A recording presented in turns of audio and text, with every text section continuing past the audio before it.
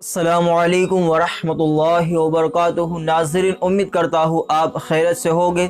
और आज की वीडियो के अंदर हम आपको एक ऐसे चंद कलिमात हम आपको बताएंगे, ऐसी दुआ बताएगी। और ये जो दुआ है सिर्फ 1 मिनट की दुआ है। बस आप इस 1 मिनट का वक्त निकाल कर अगर आपने ये अमल किया या एक दुआ आपने पढ़ी तो इंशाअल्लाह ताला आपकी जो भी हाजतें हैं, जो आपकी हाजतें पूरी नहीं होती, तो इंशाअल्लाह ताला वो हाजतें भी आपकी जल्दी पूरी हो जाएगी।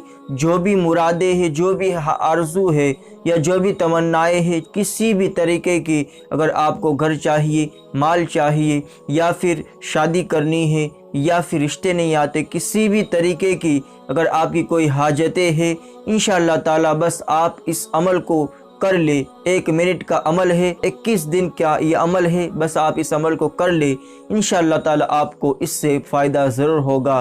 तो चलिए अमल की तरफ बढ़ते हैं। अमल शुरू करने से पहले अगर आपने हमारे चैनल नॉलेज शेख को सब्सक्राइब नहीं किया तो ज़रूर चैनल को सब्सक्राइब करके बेल आइकन ज़रूर दबा दें, और इस वीडियो को लाइक एंड शेयर करना बिल्कुल भी ना भूलें। चलिए अमल की तरफ बढ़ते। अमल आपको करना इस तरीके से ही, आपको डेली 21 दिन तक आपको जो है इस अमल को करना है। और ये जो अमल है इसका वक्त है दिन में नमाज असर के बाद, यानी कि असर की नमाज आप पढ़ ले। नमाज पढ़ना ज़रूरी है। असर की नमाज पढ़ने के बाद फिर आप इस अमल को शुरू करें।